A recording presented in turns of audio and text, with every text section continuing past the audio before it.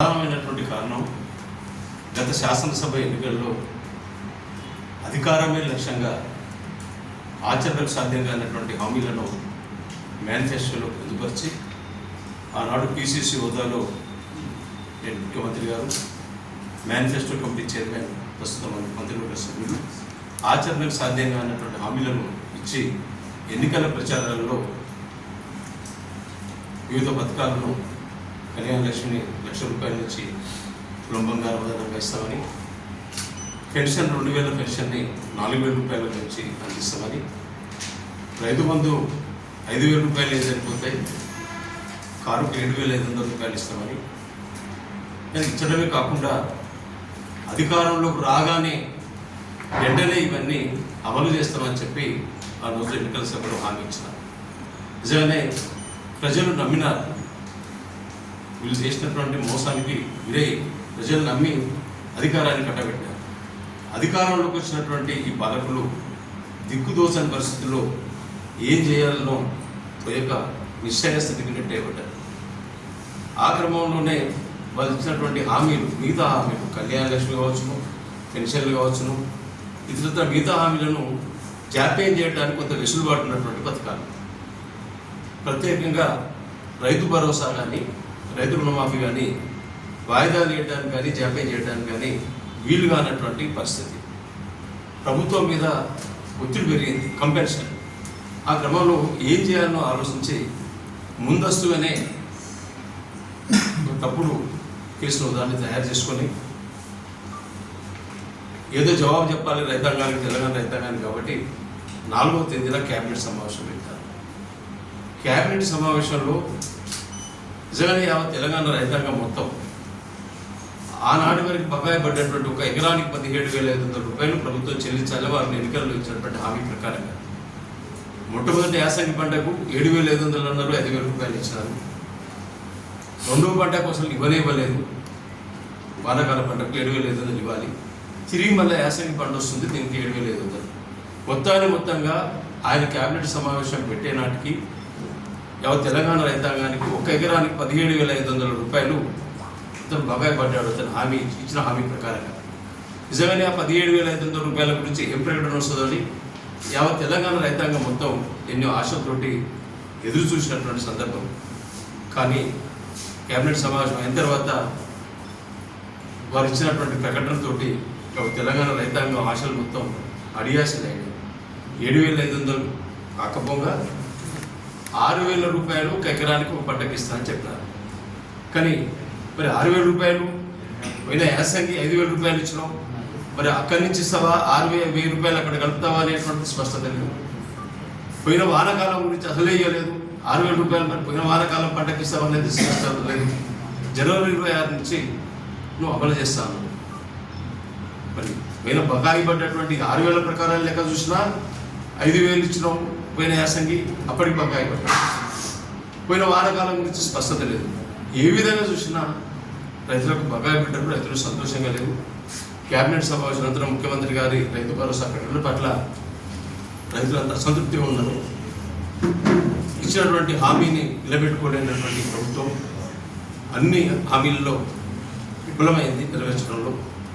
మరి దాన్ని ప్రజలు, రైతాంగం నుంచి వస్తున్నటువంటి అసంతృప్తిని నిఘా వర్గాల ద్వారా తెప్పించుకున్నటువంటి ముఖ్యమంత్రి గారు అంతకుముందే పథకం ప్రకారంగా ఒక తప్పుడు కేసును మా గౌరవ బీఆర్ఎస్ పార్టీ కార్యనిర్వాహక అధ్యక్షుడైనటువంటి కేటీఆర్ గారి మీద తయారు చేసుకొని ప్రజల దృష్టిని మరల్చడానికి ఈ కొత్త కేసును తీసుకొచ్చినటువంటి పరిస్థితి. ఫార్ములా ఈ-కార్ రేస్ ఎప్పుడైంది? అది 2023 అయింది. 2023 అయితే we are 2025.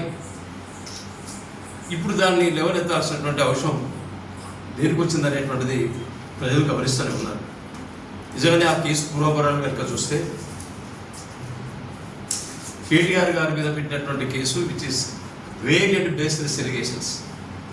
Prima facie of the case ఎక్కడ లేదు. కక్షపూరితంగా కేటీఆర్ గారిని అభాస్పాలు చేయాలనేటువంటి ఒక రాజకీయ దురుద్దేశంతో తప్పుడు కేసు నమోదు చేసి వారిని ప్రజల దృష్టిలో అభాస్పాలు చేయాలి. చర్చ మొత్తం రైతు భరోసా నుంచి తప్పి కేటీఆర్ గారి కేసు వైపు చర్చ జరగాలి, ప్రజల దృష్టిని మరల్చాలనేటువంటి రాజకీయ ఉద్దేశంతో కేటీఆర్ గారి మీద కేసు పెట్టడమైంది. మరి హైకోర్టులో దాన్ని ఛాలెంజ్ చేసిన కేటీఆర్ గారు బాధ్యత గల పౌరునిగా, చట్టం పట్ల గౌరవించదగినటువంటి భారత రాజ్యాంగం పట్ల వారికి ఉన్నటువంటి గౌరవాన్ని సూచకగా వారి నోటీస్ తీసుకుపోయినా మరి అడ్వకేట్ గారిని అంటే తీసుకుపోతా అంటే మరి వారికి ఉన్న ఇబ్బంది ఏందో పోలీసులు అనుమతించలేదు. ఏసీబీ అధికారుల ఆదేశాల మేరకు పోలీసులు అలో చేయలేదు. తర్వాత మీరు ఏమి ఇవ్వదలుచుకుంటున్నారో ఇవ్వండి అని చెప్పి వాళ్ళే ఒక హాఫ్ అన్ అవర్ తర్వాత ఇచ్చి తీసుకొని అట్టించి పంపిస్తారు. సరే, హైకోర్టు వచ్చిన తర్వాత కాంగ్రెస్ నాయకుల తీరు ఎట్లా ఉందంటే నేరం రుజువైనట్టు, కేటీఆర్ గారు నేరానికి పాల్పడినట్లు, అప్పుడే శిక్ష పడినట్టు వాళ్ళు వాతావరణం సంబరాలు చేసుకుంటున్నటువంటి పరిస్థితి. కానీ టైమావసి లేదు, విచారణ అవసరమే లేదన్న దానికి విచారణ చేయని ఏం తెలుస్తుందని చెప్పి వేసినటువంటి కేసును తీసేసినారు. దాని మీద మా పార్టీకి ఉన్నటువంటి లీగల్ సెల్ ఆలోచించి తదుపరి చర్యల కోసం వాళ్ళు ఉన్నత న్యాయస్థానాన్ని ఆశ్రయించే దిశగా ముందుకు పోతున్నాం. కేసు ఇంకా కేటీఆర్ గారి మీద నేరానికి పాల్పడినట్లు ఆధారాలు కానీ, నేరం రుజువైనట్టు కానీ ఎలాంటిది న్యాయస్థానం తీర్పు కాదు అనేటువంటి విషయాన్ని మీ ద్వారా తెలంగాణ సమాజానికి తెలియజేసే ఉద్దేశంతో ఈ సమావేశం ఏర్పాటు చేసినాం. అంతేకాదు, మీరు ఎన్నికల హామీలో భాగంగా ఇస్తుందన్న ఒక పంటకు 7,500, సంవత్సరానికి 15,000 రూపాయలు తప్పకుండా ఇవ్వాల్సినటువంటి బాధ్యత మీ మీద ఉంది. ఆనాడు ప్రజలు మిమ్మల్ని విశ్వసించినారు, అధికారాన్ని కట్టబెట్టినారు. అధికారంలోకి వచ్చినటువంటి మీ మీద మీరు ఇచ్చిన మాట నిలబెట్టుకోవాల్సినటువంటి బాధ్యత ఉంది. ఇప్పటికైనా పంటకు 7,500, సంవత్సరానికి 15,000 రూపాయలు రైతాంగానికి మీరు బాగుపడినారు చెల్లించేంత వరకు మా భారత రాష్ట్రం తరఫున ఆ పోరాటం ఉంటుందనేటువంటి విషయాన్ని మీకు తెలియజేస్తూ, ఈ కేసులకు భయపడేటువంటి పార్టీ కాదు టీఆర్ఎస్ పార్టీ, జైలుకు భయపడేటువంటి పార్టీ అంతకన్నా కాదు. ఉద్యమ కాలంలో స్టేషన్లు చూసినారు, కేసులు చూసినారు, జైలు చూసినారు, ఇవన్నీ చూసినటువంటి అనుభవం ఉంది. కానీ దురదృష్టమైనటువంటి విషయం, ఓటుకు నోటు కేసులో అడ్డంగా దొరికినటువంటి ఒక ప్రధాన నిందితుడు ఈ రాష్ట్రానికి ముఖ్యమంత్రిగా ఉండడమే నిజానే వస్తే ఇబ్బందికరమైనటువంటి పరిస్థితి.